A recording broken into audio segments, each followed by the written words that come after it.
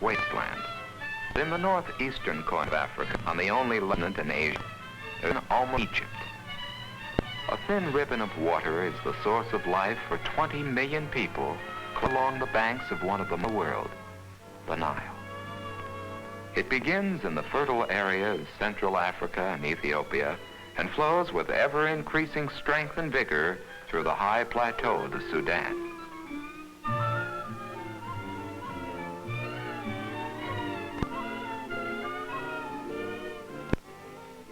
Its two main branches, the White and the Blue Nile, join at Khartoum. After passing a series of cataracts, the Nile reaches Egypt and the temple at Abu Simbel. The family of Ramses II watched over the river for 3,000 years, years that saw Ramses' kingdom become a memory. Western civilization spent its infancy in Egypt along the shores of the river. But Egypt is struggling for a new and modern life.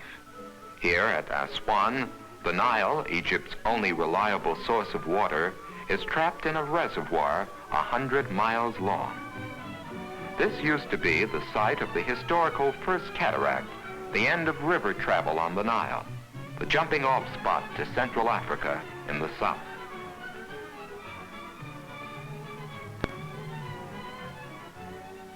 Here, like nearly everywhere else in Egypt, the people live close to the waters of the Nile. They are Nubian peasants, accustomed by tradition to lifelong labors. Their techniques were old when Egypt was young. Their customs, habits, clothes, and tools are old.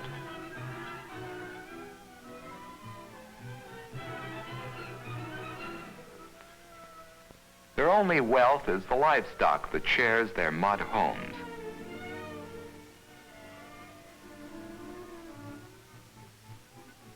Their other belongings are few and simple. The dam at Aswan has changed much of Egypt. In the more than 50 years it was built, Bedouins from the desert have grown accustomed to crossing it on their way to the markets and streets of the city. As in most of the settlements of Egypt, the faces in the marketplace may have changed in the last few thousand years, but the buying and selling remain the same. Aswan has been a trading center for thousands of years. In the days of Egypt's ancient glory, Aswan was a city of the first importance. This was Egypt's frontier. The dam at Aswan has done more than extend the frontier. It is one of the most vital engineering accomplishments in recent Egyptian history. It helps to control the flow of the Nile. No more annual floods followed by annual droughts. Water is held at Aswan until it is needed. No more is river traffic blocked at Aswan. 4 locks of the dam are operated by a new generation of Egyptians with technical training.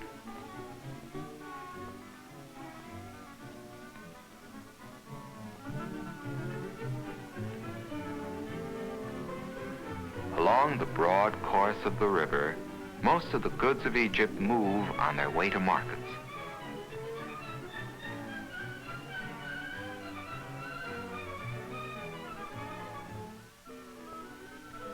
But for many Egyptians, the main use for the river is to spread its life-giving water on their thirsty land. Since the dawn of history, the fellahin, the farmers of Middle Egypt, have known the back-breaking labor of moving water to arid fields. Little has changed over the centuries. Hand labor in flat, irrigated fields still produces most of Egypt's crops. Where water can be brought to the soil, the land is fertile and productive. But parts of the valley are limited by steep sandstone cliffs, which confine irrigation. In some cliffs can be found the Egyptian limestone, which has been famous for centuries. Few modern tools have been adopted by the limestone workmen. Again, most of the labor is still done by hand.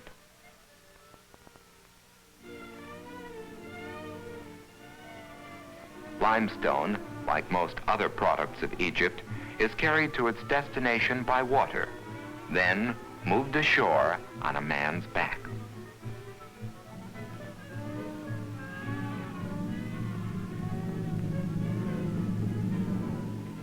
The Nile is truly the river of life in Egypt and has been since men came to this land.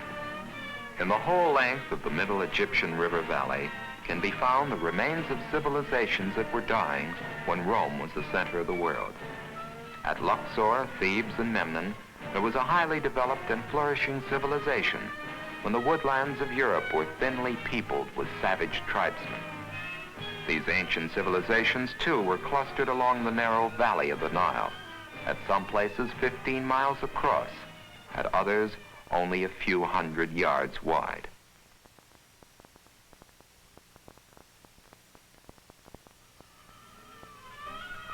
Where the waters of the Nile cannot reach the earth, Egypt is a barren, trackless desert. Only a small percentage of Egypt's growing population lives away from the banks of the Nile, for rain is scanty on the desert, and oases with reliable water supplies are widely scattered. There are no year-round tributaries to the Nile below Aswan. Most of Egypt's water must come from the river. Where the river flows, there is a green and fertile belt, where dates, oranges, lemons, pomegranates, grapes, melons, onions, cotton, corn, wheat, and millet grow. Typical of the cities of Middle Egypt is Asyut, 320 miles north of Aswan. It is a market town set near the river. You might think, to look at it closely, that you had somewhere lost a few centuries and were living in the past. Except for a few people wearing modern clothes, you could believe that this was a city waiting for the Crusades to begin.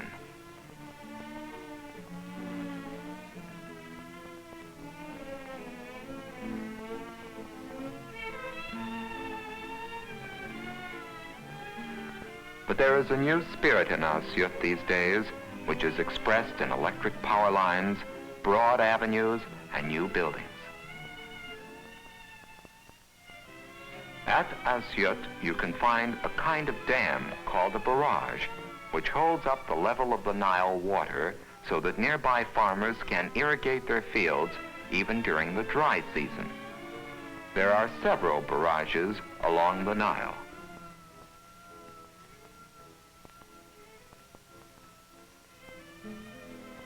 Here, the valley is broad and fertile.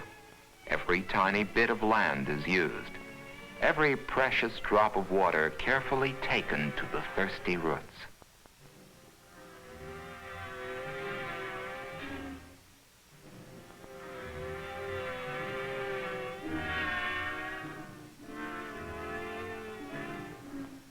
When Moses fled out of Egypt, this kind of water wheel may have been used in this same spot.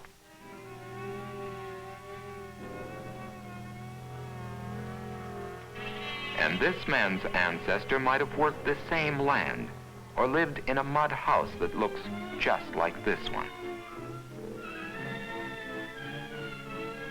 Egyptians used the Nile to transport their goods. This sugar cane could not grow without the water of the Nile, nor could it be easily moved to market. But the small sailboat brings it to a small market town, and the cane is landed by hand.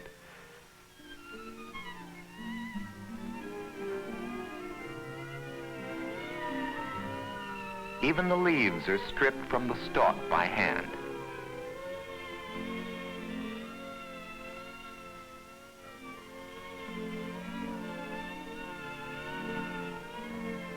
"250 miles downriver from Asyut stand the world-famous pyramids at Giza. Built as monumental tombs for Egyptian pharaohs, they have survived 50 centuries of weather and 200 generations of men.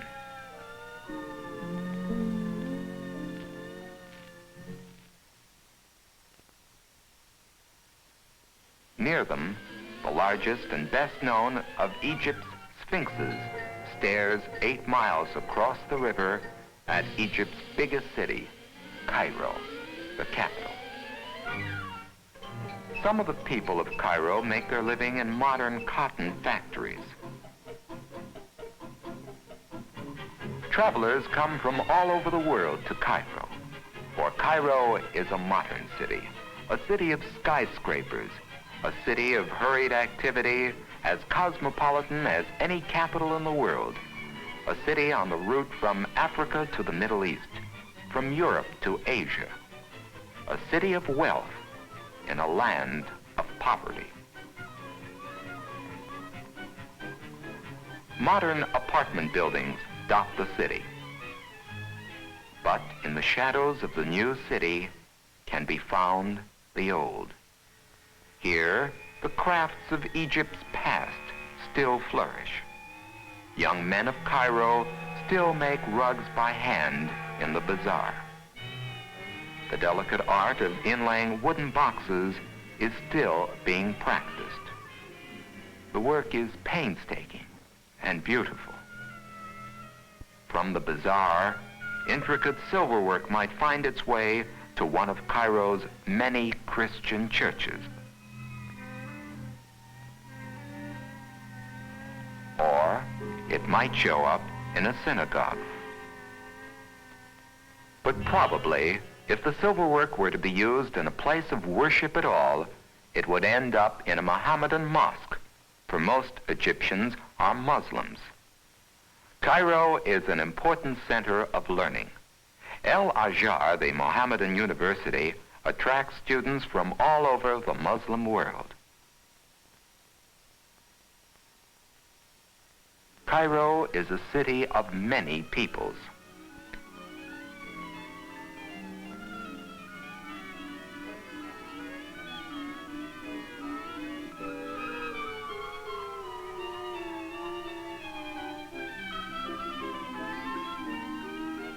And Cairo is a center of transportation. The most widely used form of travel in Egypt is by boat.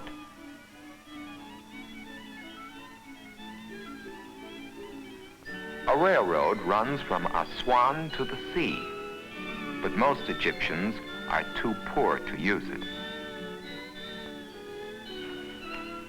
Cairo has been called the diamond in the handle of the fan of Egypt.